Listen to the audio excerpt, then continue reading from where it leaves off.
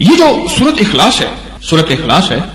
اس سورت اخلاص کا نور اتنا زیادہ ہے، سب سے طاقتور توحید سورت اخلاص میں ہے،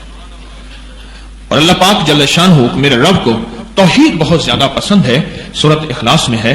اور سب سے زیادہ طاقت اور نور سورت اخلاص میں ہے۔ جب سورت اخلاص پڑھی جاتی ہے اس کا ایک نور عرشوں سے نازل ہوتا ہے، اور اس کی برکت عرشوں سے نازل ہوتی ہے، اور اس کی رحمت عرشوں سے نازل ہوتی ہے، اور اس برکت اور رحمت اتنی زیادہ ہوتی ہے گناہ ہلکے ہو جاتے ہیں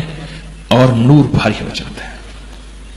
خطائیں ہلکی ہو جاتی ہیں، نور وزنی ہو جاتا ہے، خطائیں مغلوب ہو جاتی ہیں، نور غالب آ جاتا ہے، اور پھر یہ نور اس بندے کی روح کو لیے اپنے اندر لپیٹ کے اللہ کے عرش پہ لے جاتا ہے۔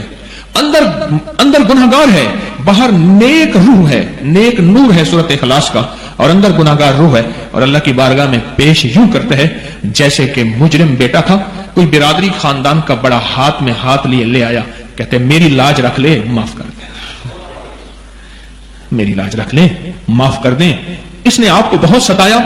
بہت پریشان کیا اور بہت دکھی کیا، میری لاج رکھ لیں، معاف کر دیں۔ بس اسی طرح یہ روح جو گناہوں سے بھری جسم، یہ سورت اخلاص کا نور اللہ کے حضور لیے جائے اور کہہ کہ اللہ یہ پریشان ہے، یہ مسائل مصیبتوں اور یہ الجھنوں تکلیفوں میں